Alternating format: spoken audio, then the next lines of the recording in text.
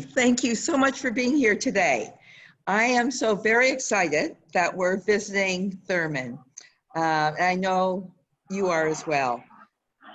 Therman is a sculptor, a glass artist, a painter.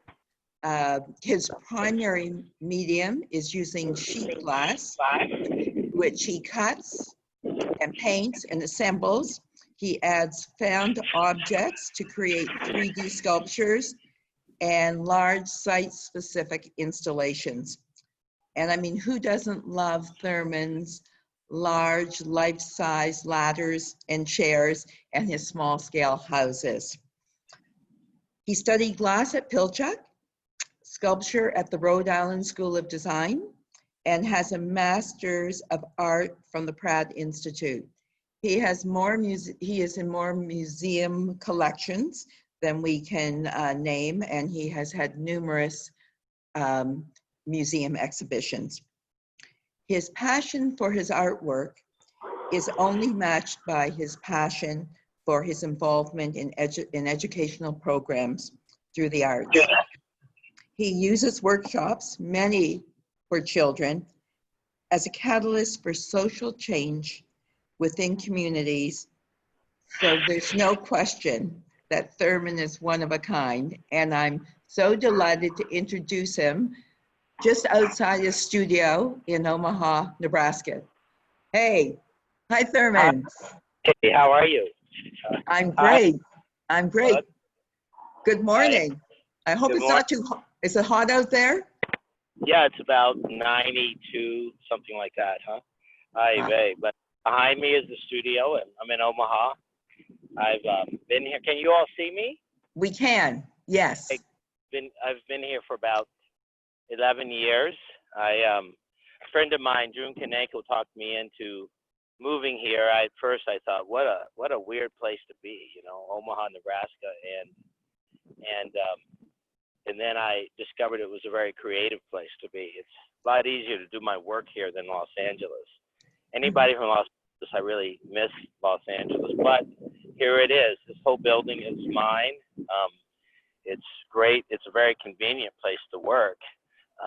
Just walking in, you can see I have big trucks and things like that, and you're just now inside the studio, huh? It's a bit messy, but I actually cleaned it up a little bit so you could understand what's going on. I've been in Omaha for about 11 years. June talked me into being here, and I discovered it's a great community to be in. I'm from Washington, D.C. I think I did my high school at the Smithsonian, and I think that's playing hooky. I've been in, I've taught quite a bit at different universities around the country, but mostly workshops related to medicine and issues of social justice. I describe myself as a kind of a construction worker in disguise, but as I walk, this side of the studio is more about fabrication, like this big whole structure here, which is I think this one's about 52 feet long. This section will be uprighted, and then there's these whole structures here, which have these large appendages, about 10 to 16 foot metal leaves. I'll show you a picture. This part here will be in the concrete.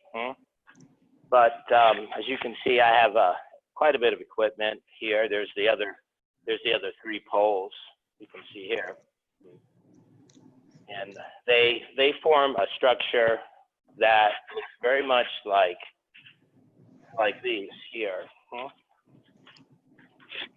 Is that for a specific? Is that a specific site-specific piece? Yes, this is going to be in Omaha. It's at a new development called the Inner Rail. There's also a large building. It's about a block long, and there's about 40 of these leaves, and they range from about 10 to 16 feet on the average, about 14 feet. That kind of float off the building, and they're all made out of aluminum. So this thing will be polished and stuck in the ground, and these will be added with cranes and things like that. So this installation is August, September, and that will be done. And currently, you know, throughout the COVID, I was in the middle of several installations. One I'll show you an image of, a film of later, but one component of that installation is this wall structure here that I'm in the progress of building. It's a freestanding wall, and it will be permanently installed at the Kaneko Foundation. And it's, you know, this opening here will be the access way from room to room, and we're sort of implementing an educational space.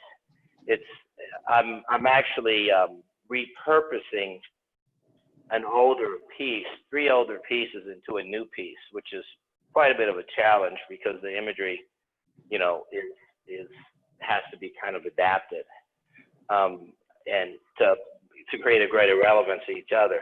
So they're all made out of this sheet glass, and it's siliconed.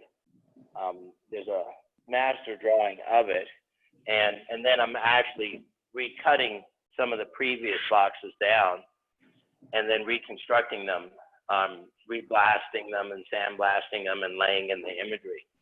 Some of this stuff here, I'm not sure how this object got here, but some of these parts are some of the 3-dimensional parts that I'll probably incorporate into the installation.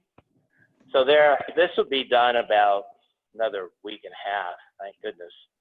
And these elements over here are all some of the repurposed boxes that were used in some of the previous installs. So you can see why I kind of feel like I'm a construction worker at times. This room that you're in doubles it at times once a year. It becomes sort of a classroom for the Omaha public school system. And Kaneko, we do a lot of arts activities in the space. This wall that you're looking at is sort of a compilation of work, really, that's been done all my life. They're all different types of installations or individual paintings. I wasn't trained as a painter, but sometimes I operate a lot from process where you develop techniques of ideas. I think glass is it's such a malleable material to work with, and it's such a challenging material to work with because the aesthetics, you're making aesthetic decisions that are really technically based, just how you melt it and stuff. So that has a lot to do with my own sort of artistic language. But these are just, this is how I store work, and before it gets archived, I have a real bad habit, a really terrible habit, Sandra, of borrowing parts from other pieces for new work. Right. You lift your own work. Yeah, and so for these, I've got to remake some of the parts that were originally there. They got used. But actually, Therman, someone came into the gallery one day, a young artist, and told us that he had just made something, and you looked at it and said it was pretty cool and took it. He said before he knew it, it was gone. You put it into one of his installations, that you're not to be trusted. Well, I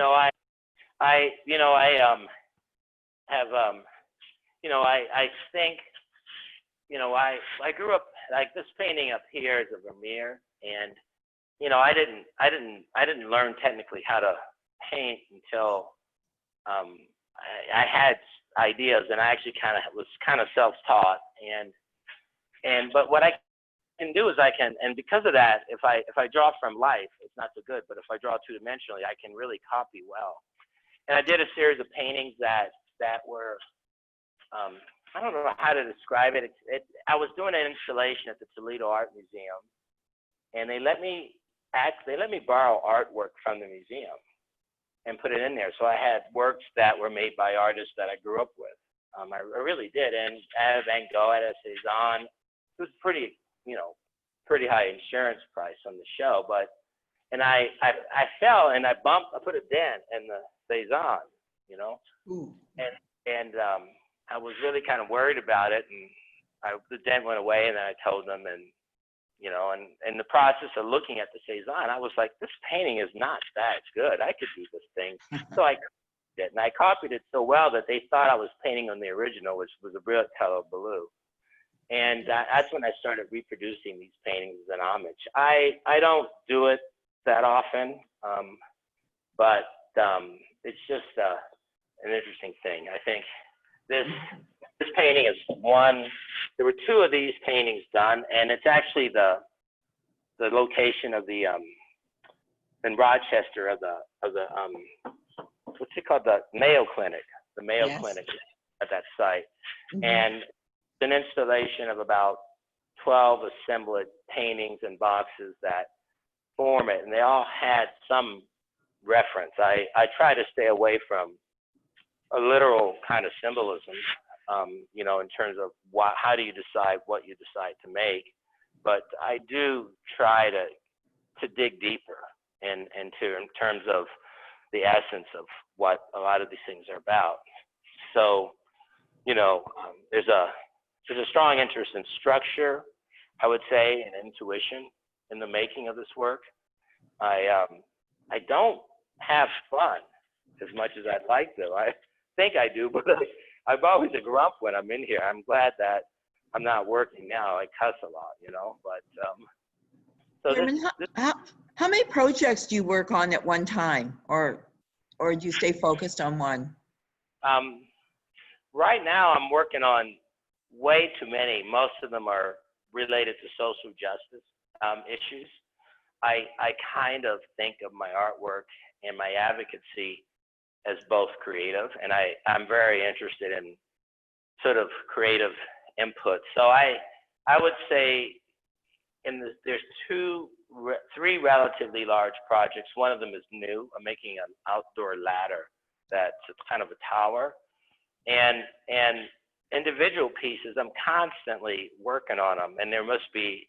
I don't, just to show you. Let's go in this room here, and this is a room where I primarily paint.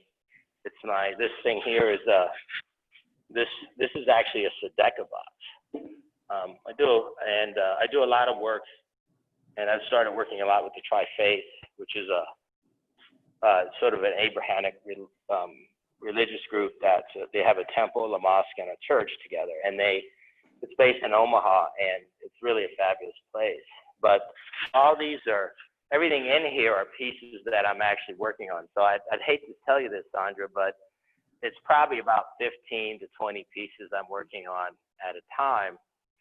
The timeline and getting them done, for example, these two ladders, are just about finished. This one, and I tend to work in twos. But what happens is a lot of the parts that I maybe adhere, I end up making more of them than what I thought, and some are found, and so a lot of times I don't have access to facilities like this stuff here. That I made these vessels, and actually this guy here was actually designed to be somewhere in this area here. So I'll blow parts. So there's a time lapse of about nothing's done in a week. Some of them take a year before they're done. Some of them even take a couple of years, and you know, and at times some of them might be done in a very short period of time, even a couple of days. So it all varies. If I have to make parts or blow parts, this is like this was made for that ladder. And I'm an object maker. I'm very happy making things in the studio and just making things in general. These are, these are a lot of this ladder here. I think it's similar in scale to the ladder, and there's actually the sister of the ladder that you have, Sandra, and that was made at the same time. So this ladder, even we're about to. It's the back side of it. You can see here. It's a pretty big thing if you look at the It scale, is huh? You know, very I don't know. big. The other ones, the other ladders were smaller. You know, Yeah. first ladders I made were associated with Jacob's ladder, and they were for a synagogue in Los Angeles. And I've That's always appeared, you know, I've always liked the form in terms of its implications, you know, of growth and That's change. what I wanted to ask you that actually. Why ladders? Why chairs? What's behind that, or where does that come from?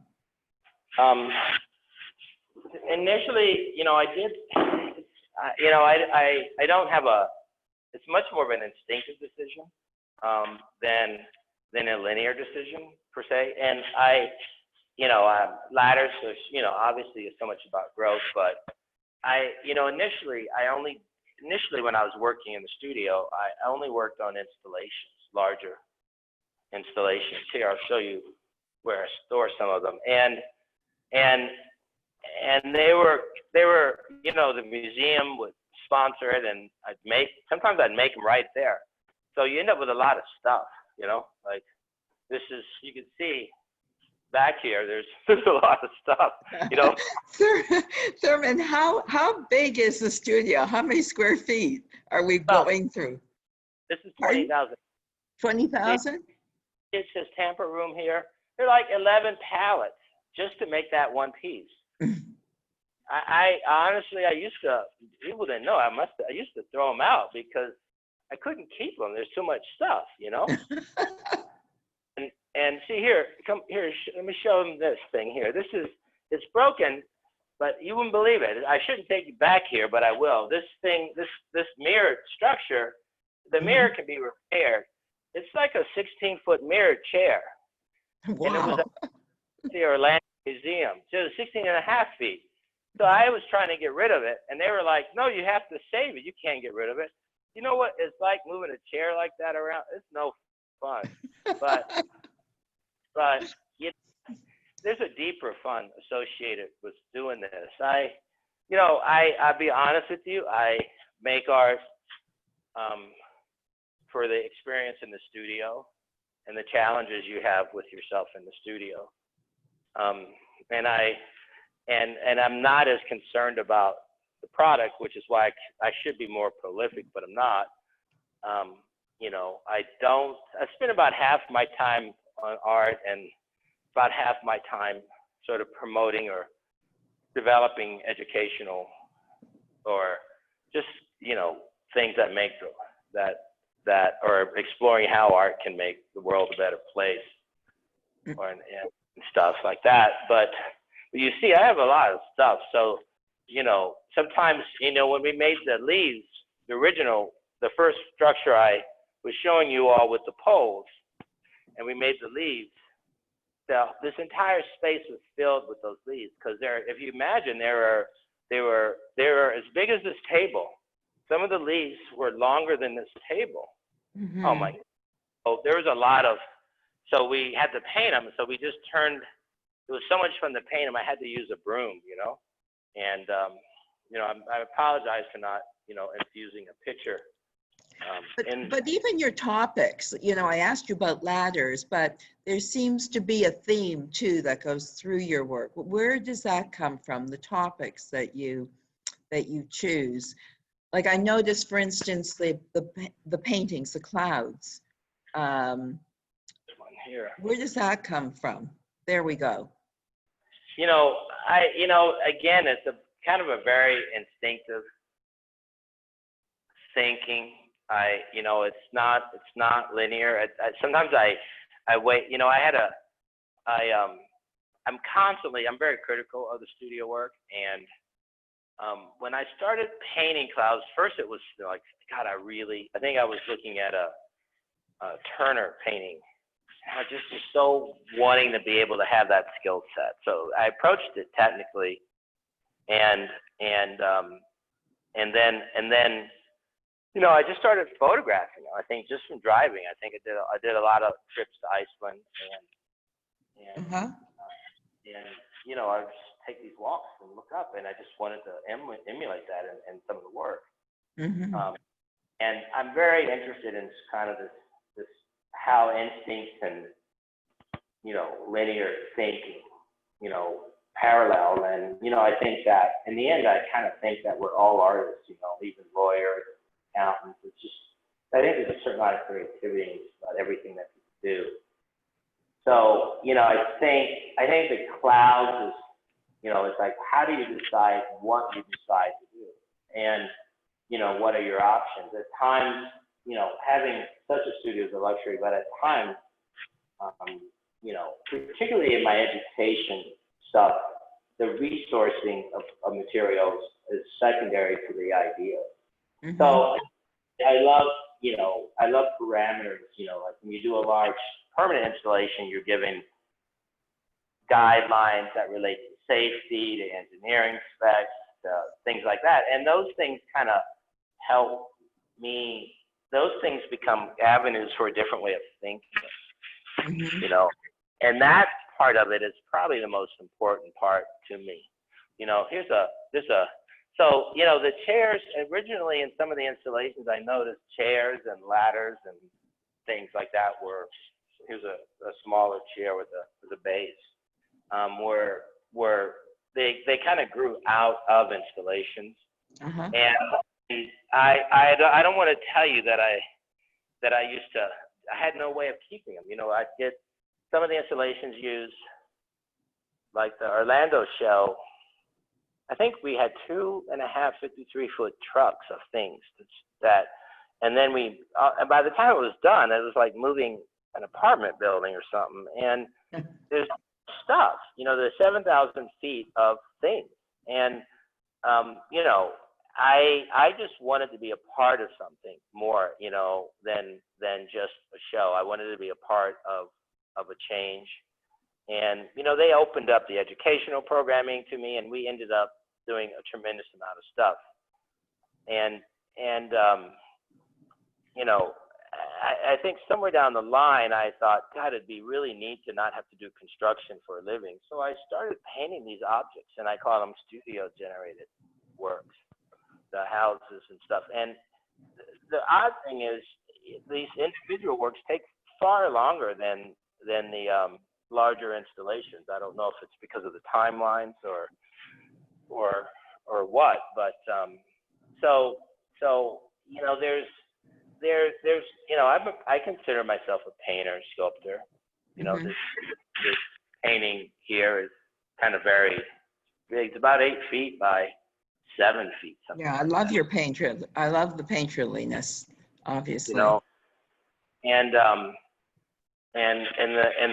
show at the Kaneko, which we'll show you a quick scan of,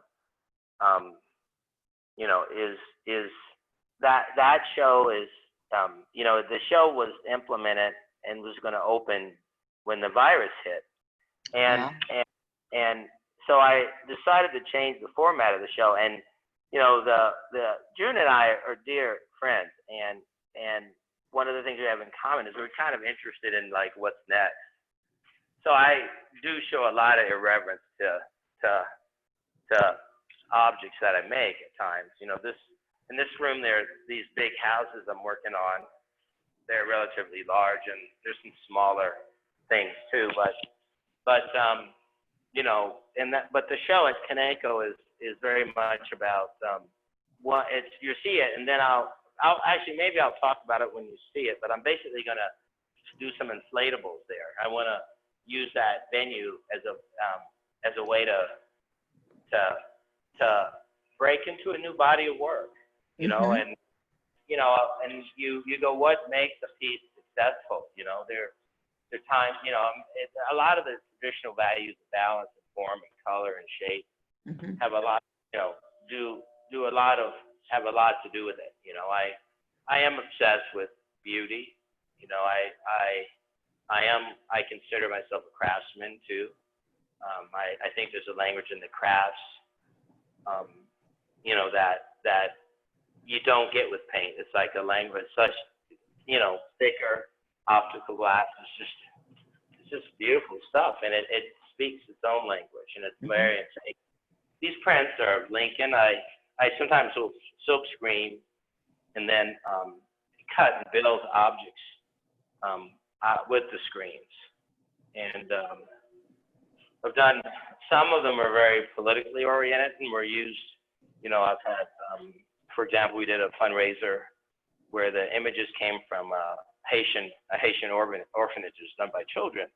And the pieces were sold and given to or helped sustain the orphanage. Like here's one here that's in progress that I kind of like, and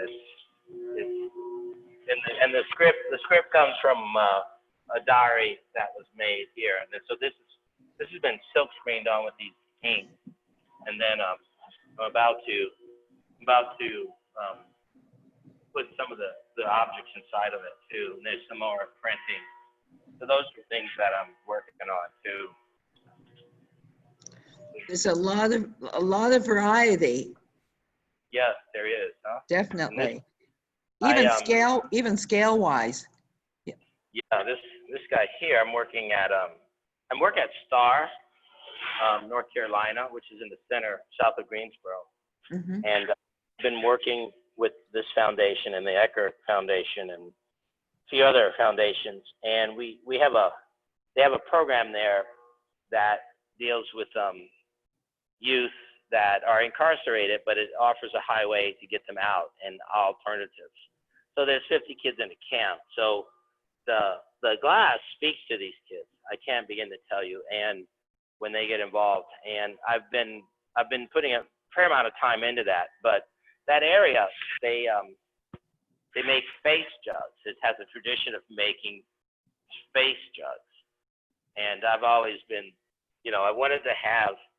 When I blow glass, it's kind of boring because I make these bowls and shapes and stuff, and I'm the guy that loves to just blow glass. I don't, you can have you can develop a concept for years, or we can decide at the moment what we're going to do, and I wanted to have a more challenging process in the glass studio, so I started making these face jugs, and I love doing them, and I feel like I don't feel too bad about plagiarizing a tradition. It's not the first face on a vase, but you can see. So now it's blasted, and I'm about to do painting on it. So these are new then, the face, those are new pieces. Okay. Well, new. And there's a couple others. So even though some of the work in the main working studio is pretty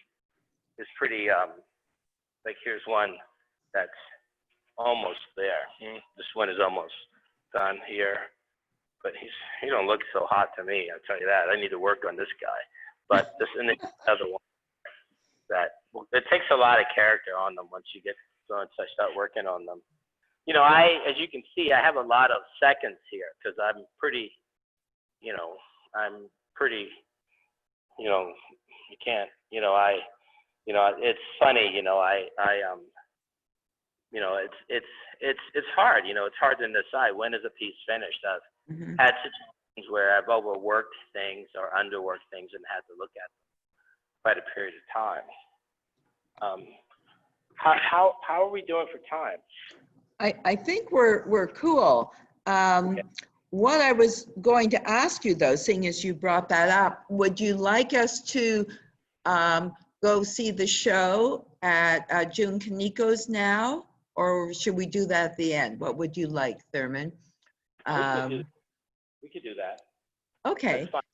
So why don't we do that, and then we'll come back to the studio. And Therman's already told you this was an exhibition that was to open before COVID at June Kaniko Studio. So we're all looking forward to seeing it. Can I talk over the exhibition? Yes, you can talk. We can hear you. That's perfect. Oh, okay.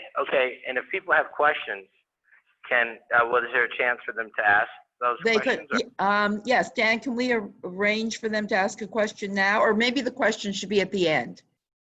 Okay. How about at the end? Well, why don't you tell us about this, and then at the end, we'll have all the questions. Okay. Super. Okay, so here we go. Here's the exhibition.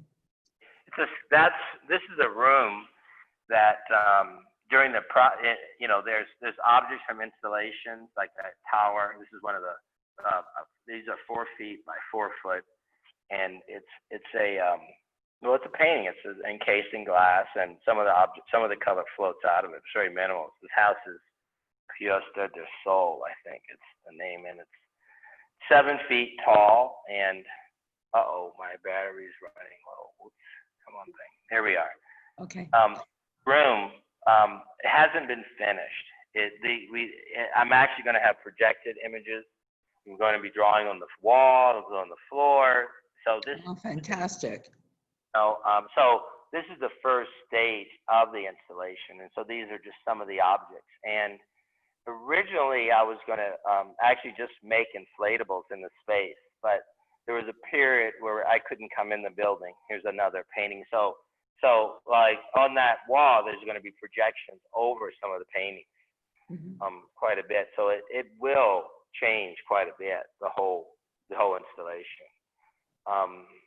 So it's a combination of smaller pieces, those individual boxes. I think they're like 18 inches square by about a foot deep.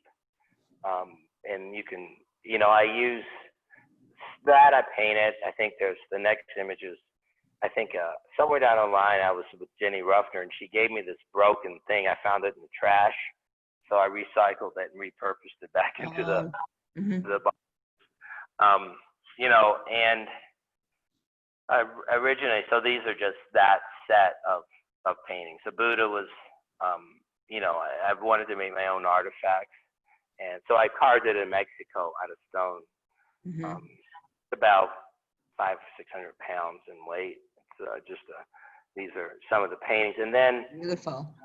To show, this foundation supports creativity in any venue.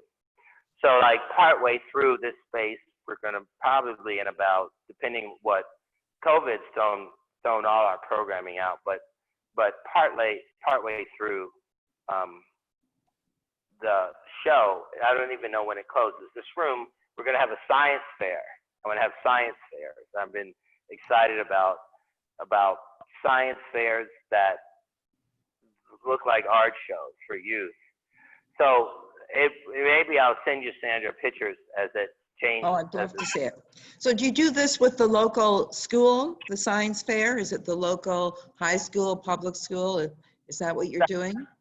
Right. We're doing pop-up ones to start where and again, we had planned to start this August, but obviously, and right now what we're thinking a lot about is how to do, is how to support.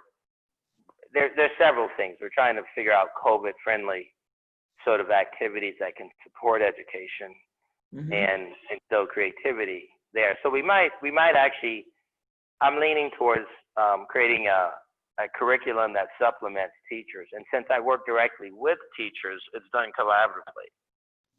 So an example would be an art show that with critiques done by different artists that we could from the classroom work. Another is a remote science fair where the kids where they do their setups individually and then they do their presentation by Zoom in the classroom. And I can walk through it. Discovery, see, these are some of the other face jugs too. Those are pretty long. I love them.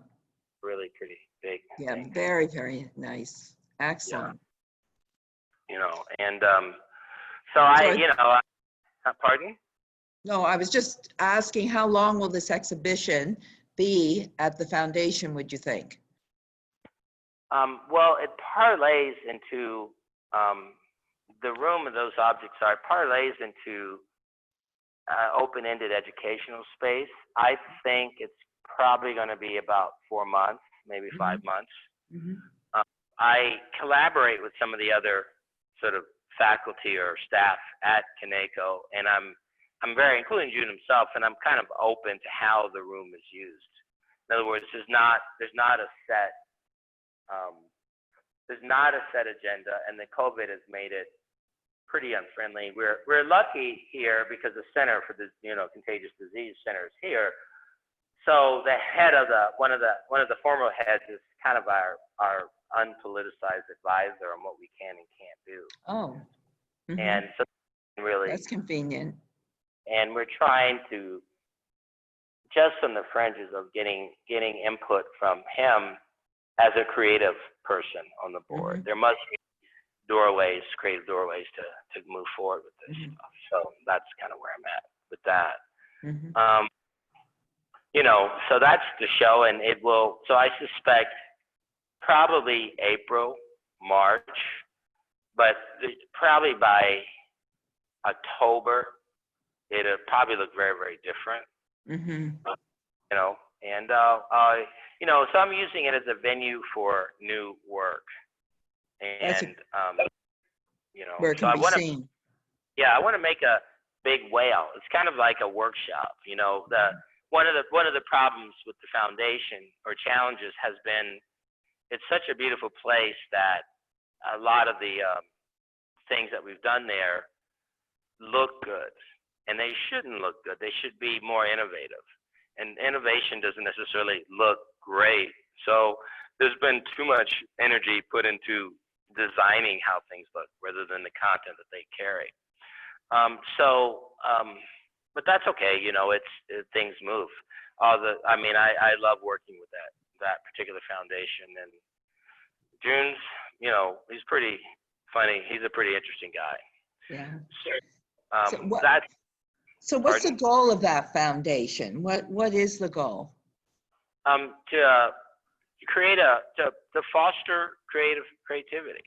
Mm-hmm. And it's a tough one to run with because you know you're not, you know, my role there has kind of developed into, you know, creative solutions and the social services, the arts, healing, medicine, you know, and it's, you know, it's really about, you know, engaging.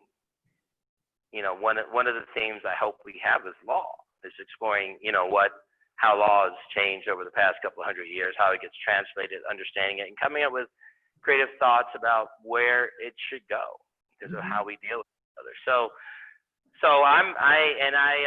you know, it's become an invaluable tool in my programming because I don't, you know, it gives you license to jump into a situation or an idea or say a swimming pool and not know how to swim and look at it in a fresh light and move forward, which parallels a lot of my studio processes. I love being stuck or not sure. So you're alive in this space.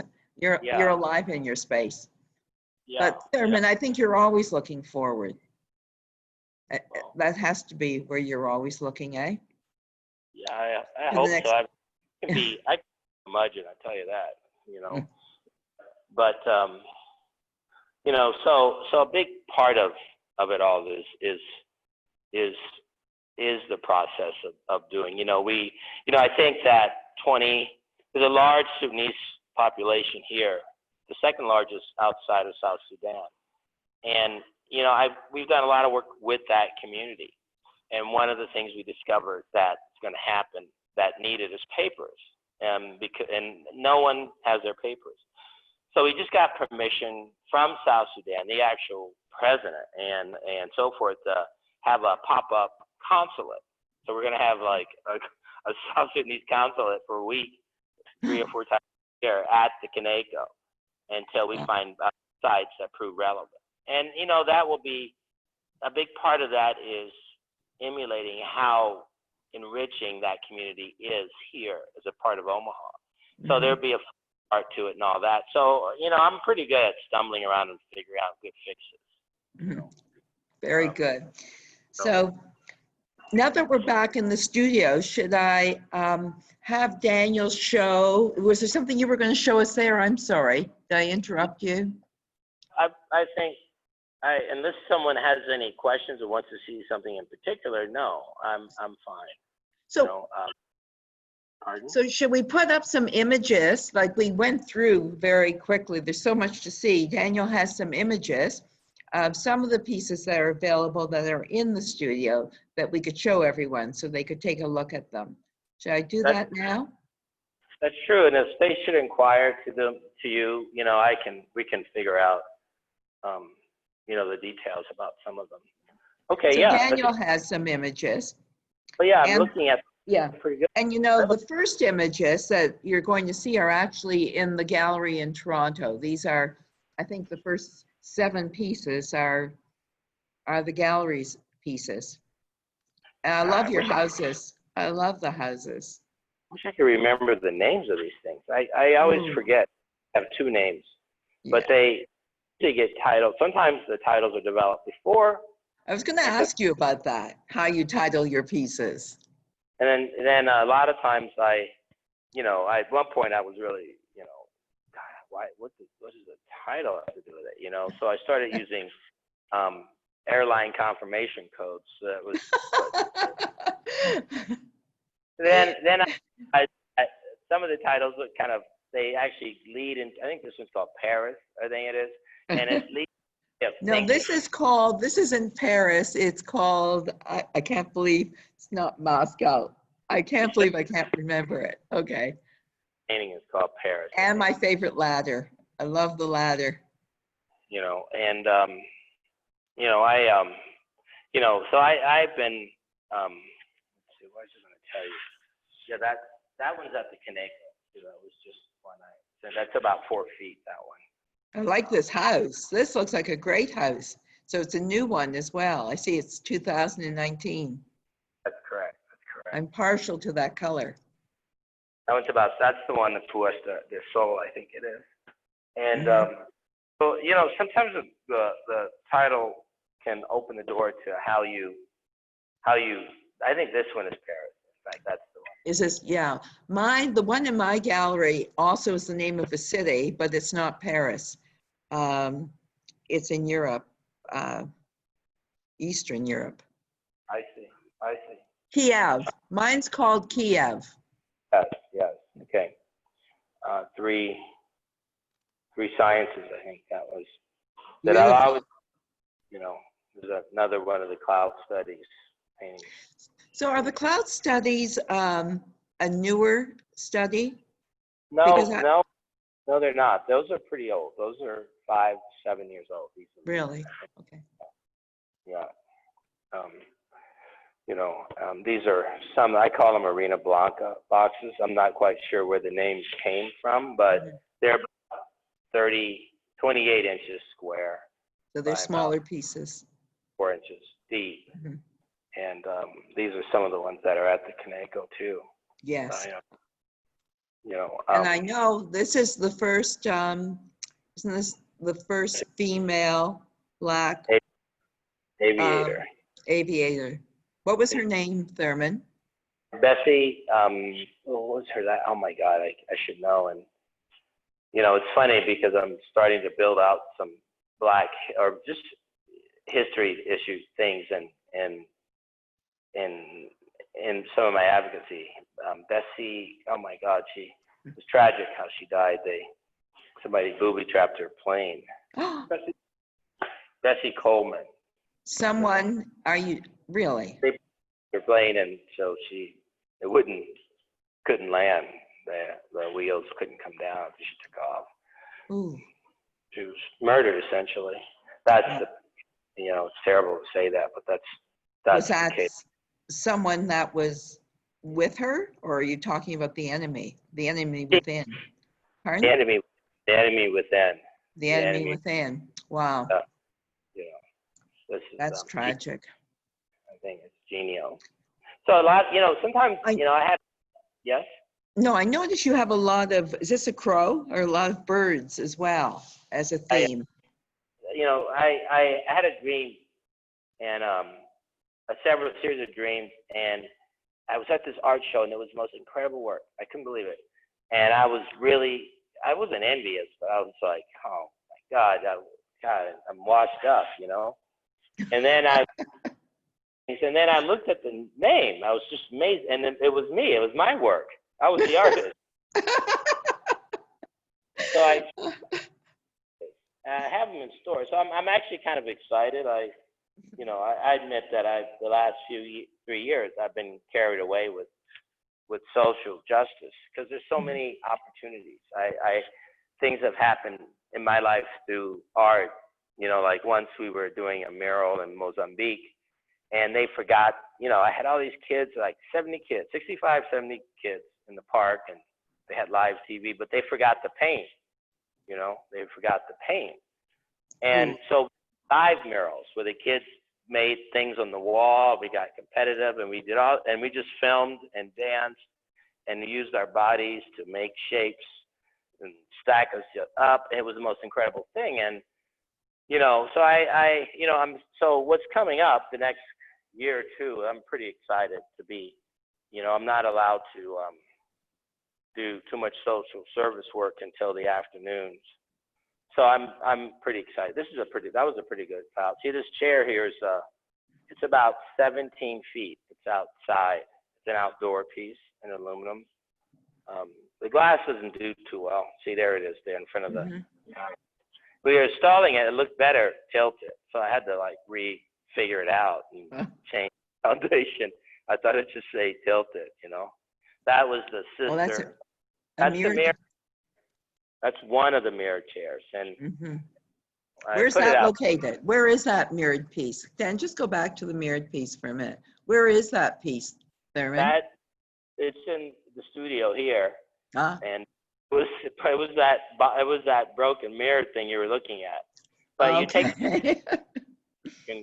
cover it. It was in it says, how does the outdoor chair not get broken? How does it stay safe? Maybe not this one, but the other outdoor chair. Other outdoor chairs out of aluminum, and it's sealed with like anti-graffiti materials. So you could go after it with a hammer and maybe dent the aluminum, but it's pretty much scheduled, if that's the word you want to use, like any other steel structure. So it's pretty durable. I mean, you can paint on it and it comes off. And so, you know, we had to, you know, and it also depends, the weathering, it just gets washed. Colors were, depending on the pigment, there were actually UV coatings applied.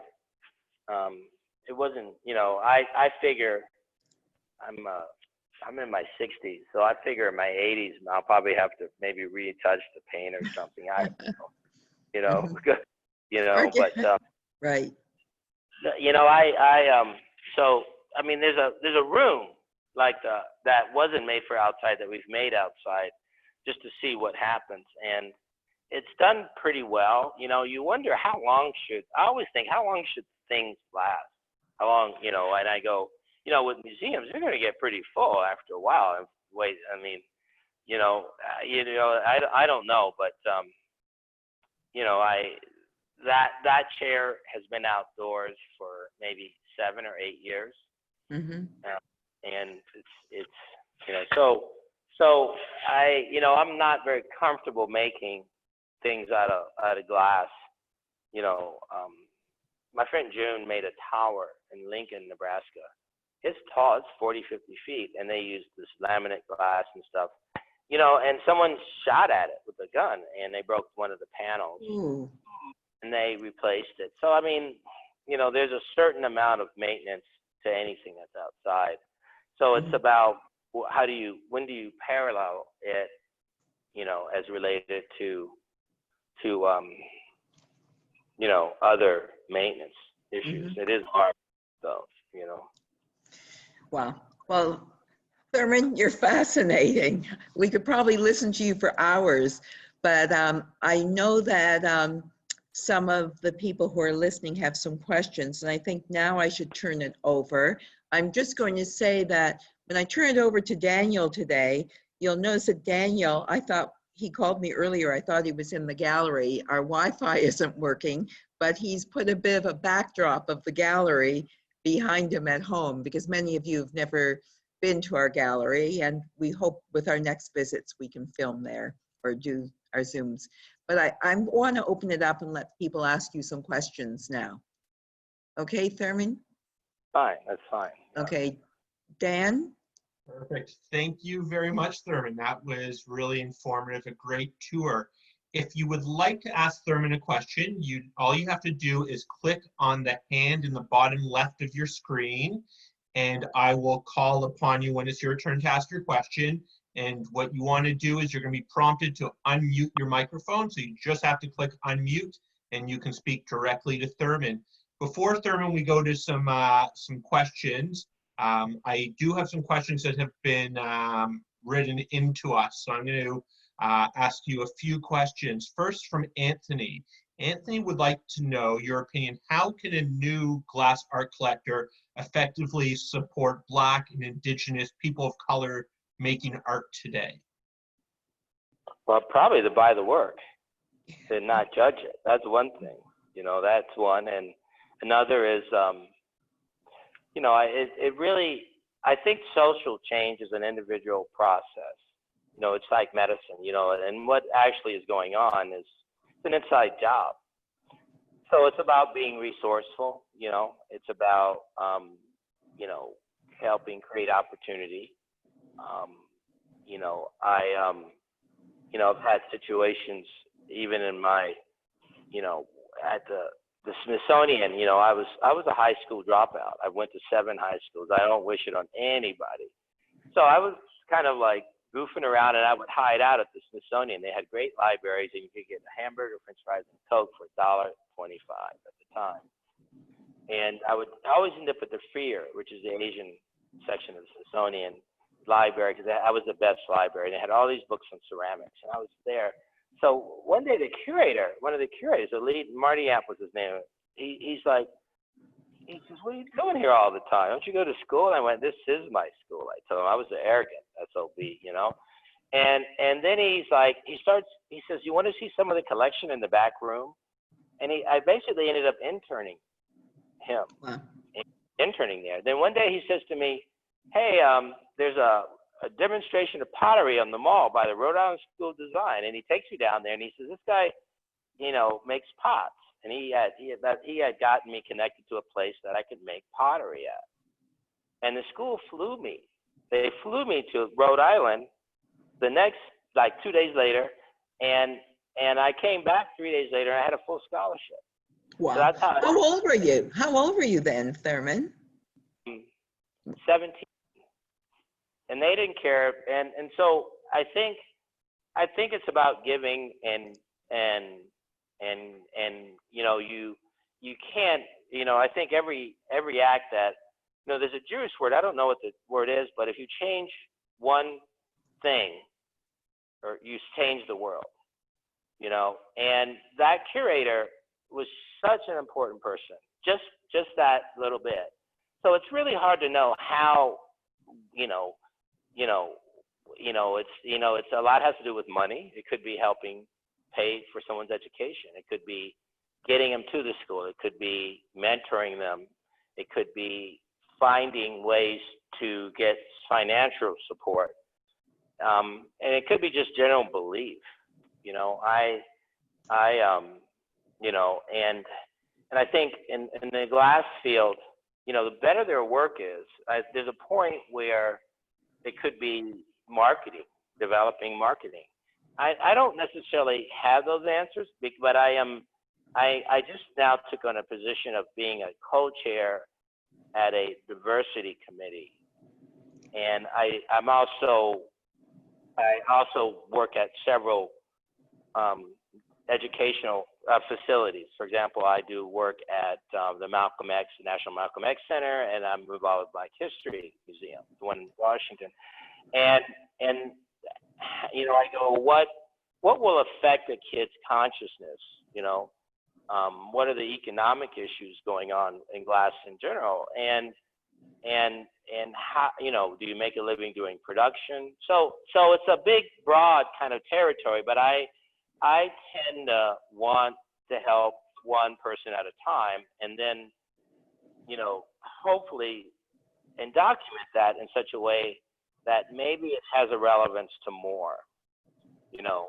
So I didn't answer the question directly. I do think, you know, if I was going to be specifically in the, just in terms of support, I can say that like someone like Deborah Lee at BET TV. She's the CEO, has been a great advocate and has proven to be wanting to be a great advocate for artists of color, particularly Black artists. But, you know, I'm, you know, so, you know, it's like developing, you know, an interest in the field. You know, glass is not as big as the world of painting. And I think sometimes things happen in a very synchronistic kind of way. You know, I think we all are kind of challenged with solutions. And, you know, I work with a lot of different community groups, different levels of advocacy. And I'm kind of the grump. I'm the guy that's like, I want to hear about the solutions. I'm not too interested in the rhetorical part. And that becomes tricky and very creative. You know, even as simple as a neighborhood cleanup and what's going on there, you know, and, you know, in the world. And it's this COVID makes it difficult, but it's a amazing time because all of us are committed to making the world a more equitable place. And how that looks, you know, it's not the easiest thing to sort through.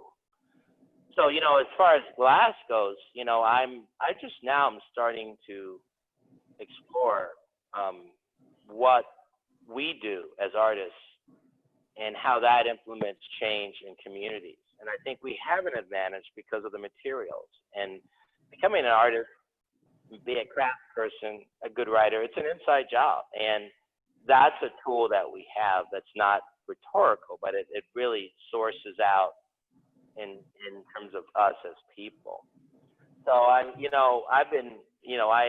actually don't have a specific formula. I do know that $3 billion plus has been allotted, you know, between these foundations and Michael Jordan and LeBron James and the Gates Foundation and the Ford to facilitate, education and social justice to people that have been marginalized. You know, and you go, you know, so I'm trying to figure out how to get that fund to do the crafts to help artists to make, you know, glass. When I was at the Pratt and Fine Arts Center in Seattle, the glass studio was part of the library system. So kids were free; they could blow glass for free. So we had a membership, and you know, and we, you know, I was competing against sports. And the kids were free, and oh my God, we have incredible fun, you know, and you know, and the professionals paid $10 an hour. You know, now it's different. Glass, you rent it to get act. So it's like, how do we subsidizing the studio to offer, you know? So those are. I didn't mean to turn it into a speech. Well, thank you. Yeah. Well, you're the man that knows how to tell it. You have the experience and you're so involved that it's good to hear it from you, Therman. Thank you. So, Yeah, I don't. Okay, so Dan, okay. what we're going to do, Therman, is you have a question from George. George, go ahead, unmute your microphone, and you can ask Therman directly. Hi, I haven't seen a glass blowing studio there in your space. Oh, well, no, I don't have a shop for blowing glass in the studio. I rent studios, or you know, the last place I blew was at the Museum of Glass, and it was a big project. But maintaining a shop, you can't turn the furnace on when you turn it on. When you don't want to turn it on and off. It's not very good for the equipment. But that in itself is you know, kind of a challenge. So I rent studios. There's a studio here locally I can go to. It's very accessible. I blow parts, so I don't blow glass every day. So it's not kind of conducive. Have running, the gas bill runs, and you know, you've got to put this in, and the glass only lasts so long. So I rent studios, and a lot of the institutions I've worked with have given me access. So I may blow parts for a lot of different things, you know, at one time. I love glass blowing. Don't get me wrong. I just love doing it. I don't care what I make. I just love glass blowing. It's fun. It's fun. And if you ever get a chance, I'm pretty good at teaching how to blow glass. I'm good at that. Okay. And I Great. saw, oh, okay, go ahead, Dan. So our next question comes from Susan. Susan, you can unmute yourself and you can ask Therman your question directly. I did. You're on here. You're Okay. on, Susan. Yeah, I want to know what the object is that is right on next to Therman that when he's been talking here. It's a white big, looks like a white big Vase. hot vase or something, and I want to know more about what that is going to be. All right. Hold on. Is that with a face? Yeah, it's basically, it's got an out, it's blown, so you can see there's the bottom, that's where the pipe stuck to it, and this was a mouth, part of a nose. It wasn't built out, but basically, see, it's been sandblasted, see, you know, so I can actually build it out. You know, I can actually see here. Oh yeah, that's nice. And I can, I think I'll put some numbers on it, you know, 6, 4, and see, I can erase if I don't like it, so I don't mind, you know. Then we get color, get some color going on here. Yeah. There will be color going on it now. Yeah. That's how you'll finish it? Well, I can stain it blue. Some of the techniques I use are very kind of immediate, although the actual process of making the object sometimes takes more time than before. But this is one of the face jugs, is what it is. And it was early on, it was hard to do because of the bowl shape. It was really, the torch wasn't too hot, so I couldn't really mold the face as well as some of the other ones. Yeah, I like that very much. You know, so that's what I'll do is this one's about, the reason it's here is because I'm getting ready to work on it. I have about 4 other ones that I'm going to pull down and just sort of look at them and make do. And then you see, I seal them. When I seal them, it changes the texture a lot. They get a little bit more translucent. That's what it is. So it's basically a canvas. You know, I love crafts. I love bowls. I love objects. They're just such an instinctual part of what I do. So, you know, this bowl with the face, you know, it's an image that I had from one of those dreams. You know, and and I love functional work too. You know, right now he looks a little, I didn't do such a good job drawing on him, but. Oh, you know what? We'll send Susan a picture. Susan, we'll send you a picture when it's finished. Thank you, I love it. Okay, great. We'll do that for sure. Okay. So Therman, our next question comes from Pat. Pat would like to know if you are working on any hospital installations at this time. There's some in development, but I'm sort of going through well, yeah, there are. I just got asked at the Buffett Cancer Center to do some work. And, you know, I kind of sneak up on them a little bit because you wonder what, you know, you never assume what role you have. I did some work in Norfolk, Virginia, and we're due to revisit the work that was done. We did some installations in the lobby and all that. And, you know, that project, most of the projects are built out to be self-sustaining by local, because you can't, by local artists and stuff. So you can't be everywhere. You can't. So there's, you know, and currently I think there's about maybe 8 or 9. I have 8 or 9 active involvements with people primarily that have cancer. And they, in other words, a lot of the work, like I mentioned, you can't generalize, medical care, and basically what I've been doing is creating projects that take longer than their termination date.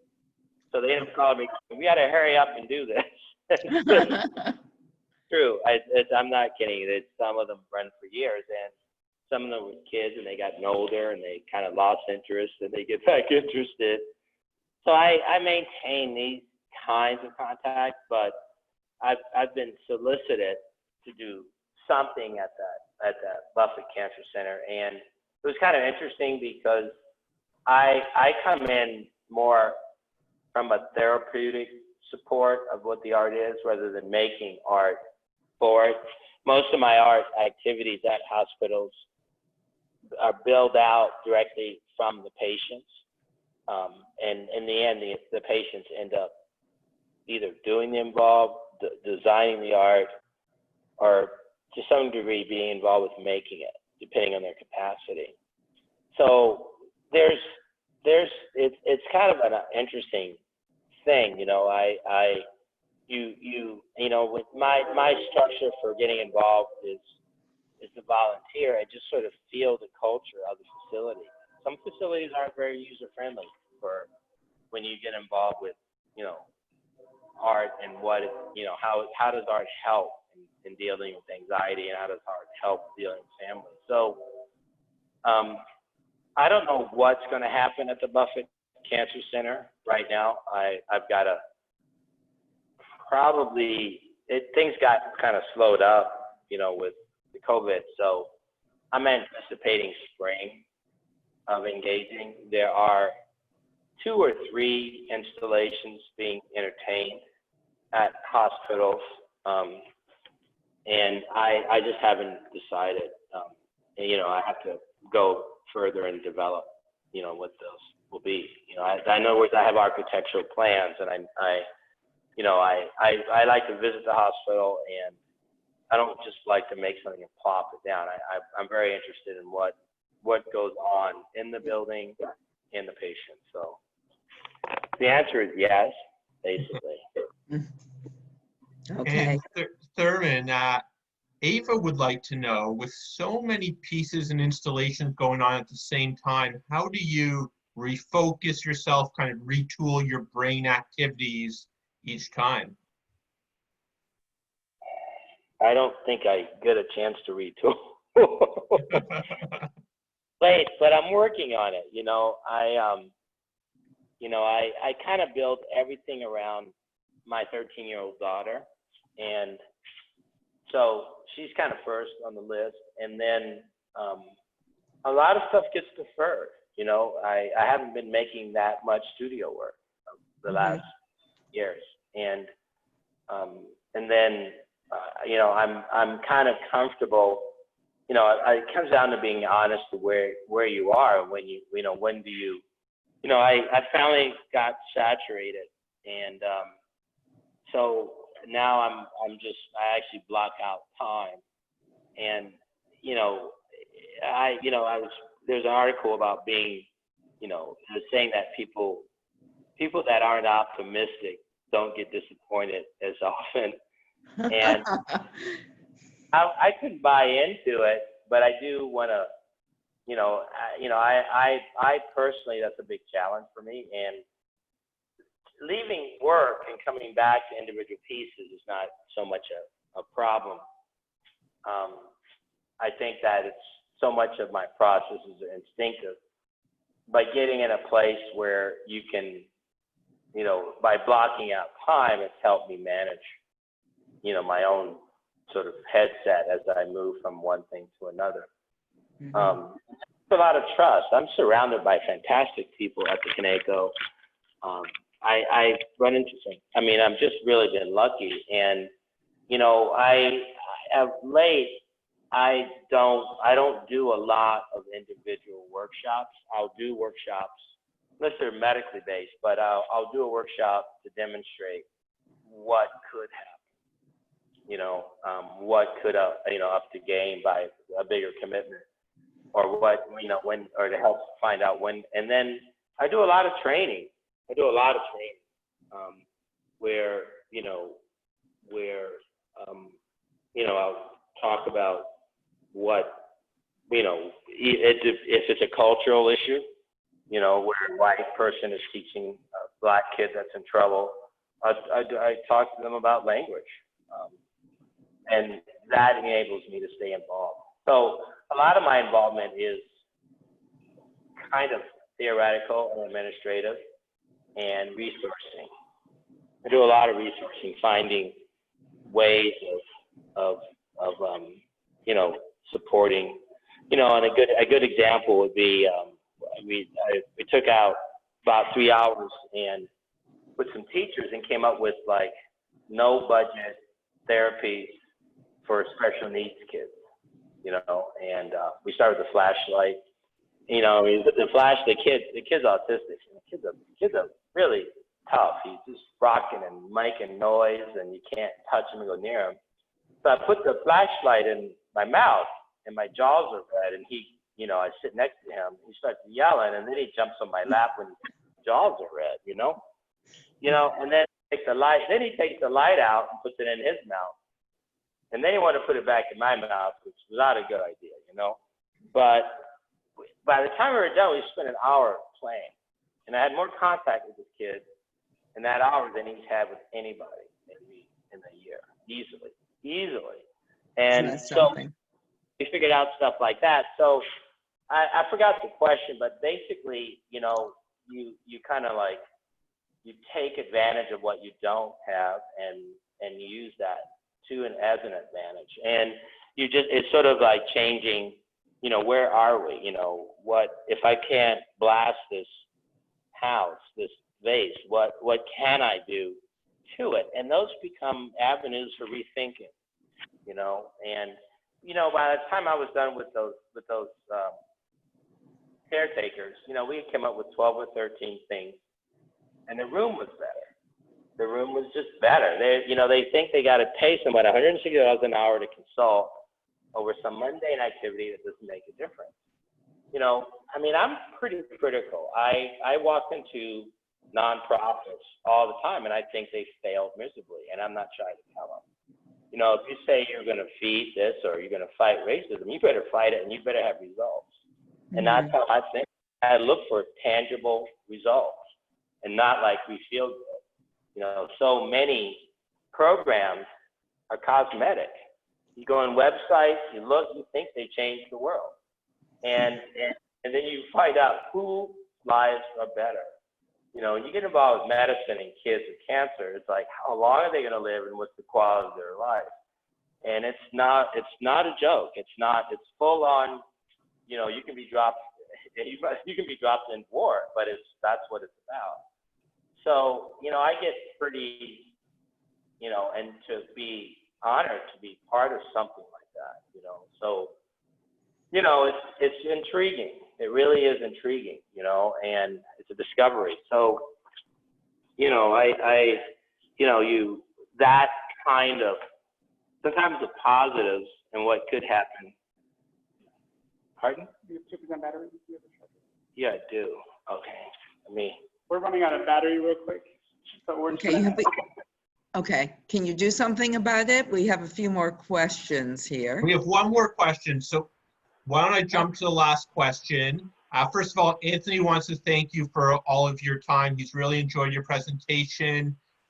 Are there any up and coming young artists that you've taught over the years that you wanted to bring any attention to? He might not hear you yet. I don't think he can hear you. You have to wait a minute. Yeah. It's terrible. I'm so bad with names. It's terrible. Yes, there are. And I can't name them. I'm so embarrassed to tell you that. Yeah. Hold on.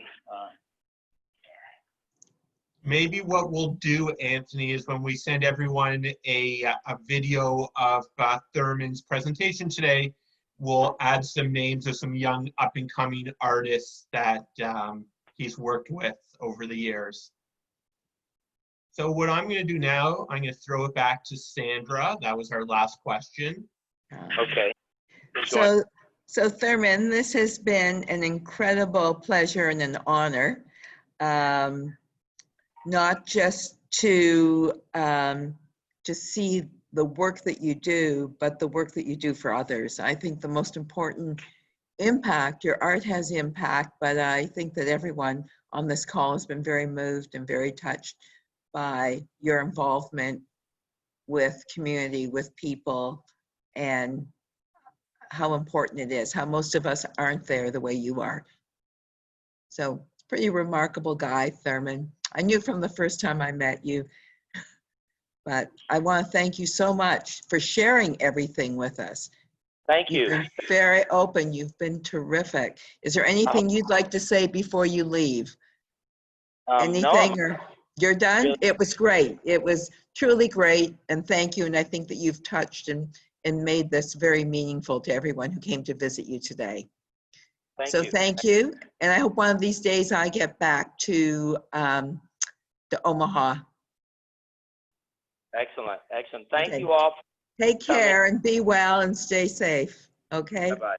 Bye, Therman. Thank you.